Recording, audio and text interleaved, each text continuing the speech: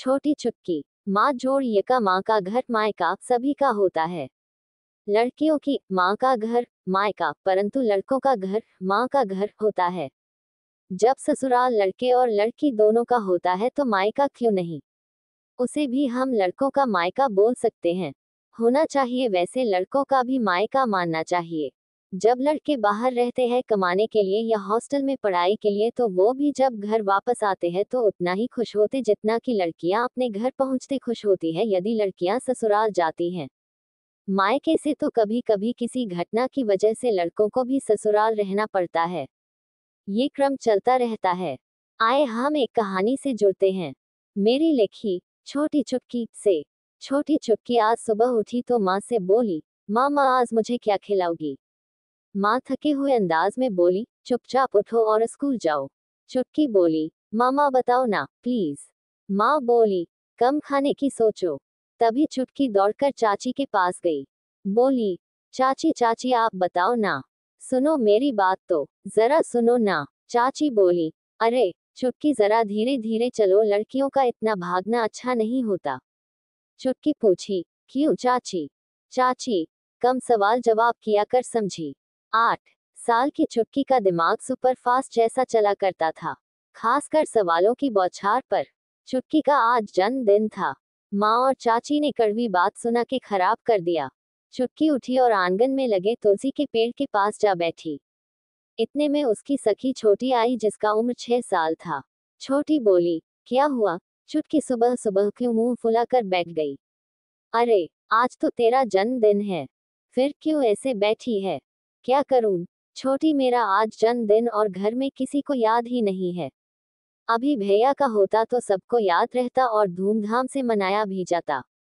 तभी छोटी बोली, अरे ये बताओ स्कूल जाना है या नहीं। चुटकी बोली, नहीं गई तो माँ और सुनाएगी। फिर चुटकी ने कहा, छोटी छोटी आज ना मुझे मैम जी से एक सवाल पूछना है। दोनों स्कूल पहुंची। मैम ने कहा, बेटा चुटकी, आज तुम्हारा जन्मदिन है और तुम ड्रेस में आई हो, जबकि प्रिंसिपल मैम ने कहा था कि जिन बच्चों का जन्मदिन हो वो उस दिन अच्छे अच्छे कपड़े पहन कर आया करे और उनको बधाई भी दी जाएंगी। तभी चुटकी बोली, मैम आपको याद था कि आज मेरा जन्मदिन है, पर मेरे घर में किसी को भी याद नहीं। मैम कुछ दिन पहले मेरे भैया का जन्मदिन था तो खूब धूमधाम से मनाया गया था। तभी छोटी बोली, चुटकी जो सवाल पूछना था अभी पूछ लो। मैम छोटी की बात पर ध्यान देते हुए, क्या पूछना था चुटकी। पूछो, आज तो तुम्हारा ही दिन है। चुटकी बोली, मैम आप बताओ कि घर पर रोज मुझसे चाची, माँ, दादी, ताए और सभी लोग ये क्यों कहती हैं। मैम टोकते हुए बोली, क्या सभी कहती हैं चुटकी। चुटकी बोली, बोलती हैं, ए चुटकी कम दौड़ा कर, ए चुटकी कम खाया कर, पता नहीं कैसा घर मिले, बस खाने पीने में दिल लगा रहता है। ये तेरा घर नहीं है, तू तो पराई है। मैम क्या मेरा अपना घर माँ का घर नहीं है। मैम इस बार तो हद हो गई। माँ ने सलवार कुर्ता होली के त्योहार में बनवाया है। माँ बोली कि चुटकी अब तू 8 साल की हो गई, ढंग के कपड़े पहनाकर। नन्ही छोटी सी चुटकी हर समय हंसने वाली, मासूम सी, मुस्कुराने वाली, सवालों के कटघरे में मुजरिम बनी खड़ी थी। आज चुटकी पूछी, मैम सभी लोग मुझे ऐसा क्यों कहते हैं। ये सुनते ही मैम एकदम चुप हो गई। मैम को भी अपना बचपन याद आ गया। कहने को तो मेरी भी पूजा होती थी, लक्ष्मी के रूप में, कभी सरस्वती के रूप में, मगर आज देखो तो वही घर अपना नहीं रहा। क्या जवाब दे चुटकी को। इतने में घंटी बजी। मैम उठकर चली गई, कुछ नहीं बोली। आज वंदना मैम का सिर चकराया चुटकी के इस सवाल से। सदियों से चली आ रही प्रथा, रूढ़िवादी सोच का क्या जवाब होगा। सोचते सोचते घर पहुंची। वंदना मैम ने अपने पति से कहा, आप जानते हैं आज मेरी प्यारी चुटकी ने प्रश्न किया और मैं जवाब न दे सकी। पति ने कहा, अच्छा, मेरी वंदना से कौन से सवाल का जवाब नहीं दिया जा सका। जरा मुझे भी तो बताओ कैसा सवाल। वंदना बोली, सुना था कि बदलते दौर में स्त्रियों की दुर्दशा अच्छी होगी और वो आजाद भी होगी। हिंदुस्तान की आज़ादी के बाद तो काफी रीति रिवाजों में बदलाव आया है और कुछ कुप्रथाएं खत्म भी हुई, पर नहीं बदला तो रूढ़िवादी विचारधारा जो आज बदलते दौर में जिनकी पूजा की जाती है उनको बचपन से कोस कोस कर रखा जाता है। स्त्री के 1000 रूप है, पूजा भी होती है, कभी सरस्वती, कभी लक्ष्मी, कभी दुर्गा, कभी काली, कभी चंडी, कभी रहमत तो कभी बरकत। ये है स्त्री के रूप और सबसे बड़ा रूप माँ का। हाँ, भैया द्विज में, कभी रक्षाबंधन, तो करवा चौथ में खूब मान होती है। जिनके घर नहीं होती वो बहुत गुमसुम भी रहते हैं, पर सच में तो सभी बेटियों को पराया ही बोलते हैं। क्यों? आरी क्यों? वंदना पुनः बोली, मुझे बताओ, मायका तो लड़की का जन्म का घर है, फिर भी सब क्यों बोलते हैं कि तू हमेशा यहाँ नहीं रहने वाली, पराई है। माना घर तो पराया होता है, परंतु लोग उसे अपना बना नहीं सकते, तो हर समय एक लड़की को बस याद क्यों दिलाते हैं कि तू पराई है। ससुराल में कोई गलती हो जाए तो भी सुनाया जाता है, इनका क्या, ये तो पराए घर से आए हैं, इनके संस्कार ही ऐसे होंगे। पता नहीं क्या मायके से सीख के आए हैं। मायके में सुनाया जाता है, अरे देवी जी जहाँ जाना नाम देबो ना, यहाँ का और कर भी क्या सकती हो। यहाँ भी पराए, वहाँ भी पराए। बताओ जरा, कहाँ है अपना घर। वंदना का दिमाग पूरा खराब हो चुका था।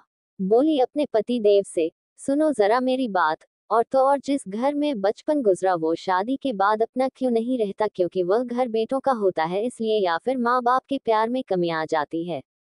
इतने में ऊंची और कड़क आवाज में वंदना की सासू माँ बोली, घर बेटों की वजह से नहीं बल्कि हमारी सोच की वजह से पराया हो जाता है। जब मेरी उम्र 24 की हो गई और शादी के लिए मैंने हाँ नहीं किया, तब की बात मुझे अच्छे से याद है कि मेरी माँ ने तो मुझसे बात ही करना बंद कर दिया था। मेरी माँ और चाची ने मुझसे कहा कि उम्र निकलने पर तुमको फिर कौन पूछेगा।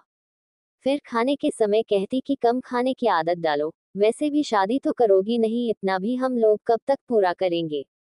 तुझको खाना खिलाएं और कपड़ा भी दे। सभी घर के सदस्य इस तरह सुनाया करते थे। वंदना, हम तो बिना शादी के ही पराये कर दिए गए थे। मुझे लगता है कि बेटियों का प्यार सिर्फ बचपन तक रहता है, उम्र बढ़ती प्यार घटता है और बेटों का प्यार हमेशा बराबर रहता है। यही फर्क है हमारे समाज में, समझी। फिर सास बोली, अरे स्कूल से आए इतना देर हो गई, अच्छा कुछ खा लो, फिर सोचना जवाब भी मिलेगा। वंदना की सासू माँ भी आज की तरह पढ़ना लिखना चाहती थी और आगे बढ़ना भी चाहती थी। अपने पंखों को खोलना चाहती थी, इसलिए शादी के लिए मना कर रही थी। वर्तमान की तरह तब लड़कियां शादी के बाद पढ़ नहीं सकती थी, क्योंकि तब प्रचलन नहीं था, इसीलिए वो शादी नहीं करना चाहती थी। वंदना की सास ने बताया, बात कड़वी है पर सच है, मायके से ज्यादा ससुराल में ही लड़कियों की जिंदगी कटती है। मायके में माँ बाप के बाद भाई भाभी का घर हो जाता, परंतु ससुराल में सास ससुर के बाद बेटा बहू का। इस प्रकार अपना घर यही है, इसी को सवारों। जन्म का घर शायद कागज की तरह होता है, देखने में बहुत खूबसूरत, और पानी पड़ते ही घुल जाए, इसलिए हर लड़कियों का ससुराल ही उसका घर समझना चाहिए और समाज को बताना है कि बुरा ससुराल नहीं बल्कि सोच होती है, और मायका तो बस एक खोखला सा है जो मड़ा हुआ, देखने में बहुत कुछ पर अंदर से ममता, स्नेह, मोह सब कुछ समय के साथ खत्म हो जाता है। मायका इतना खोखला होता है कि वहां बेटी हवा में बहना नहीं सीखती, जितना कि उसे लोग पराया होने का एहसास दिलाते हैं। ये हमारे समाज का सोच खत्म होना चाहिए। अब बंद करो ये परायापन, कलयुग है, इसमें सबको अपने अपने तरीके से जीने दो। वंदना बोली, अब माँ हम भी चुटकी की माँ और चाची को समझा देंगे कि संस्कार, सभ्यता, रीति रिवाज बेटी को सब सिखाओ, परंतु ये परायापन का ताना मत मारो, क्योंकि बिना कहे भी एक न एक दिन पराये हो जाएगी। यही रीति सदियों से चली आ रही है। फिर आप लोग बचपन में ही लड़की को सोचने पर क्यों मजबूर कर देते हैं, और ये गलत है। बेटियां भी बहुत प्यारी होती हैं, सभी को समझना होगा। समाप्त। प्यारे दोस्तों, जैसी भी आपको मेरी लिखी कहानी लगे वह आप कमेंट बॉक्स में बता सकते हैं।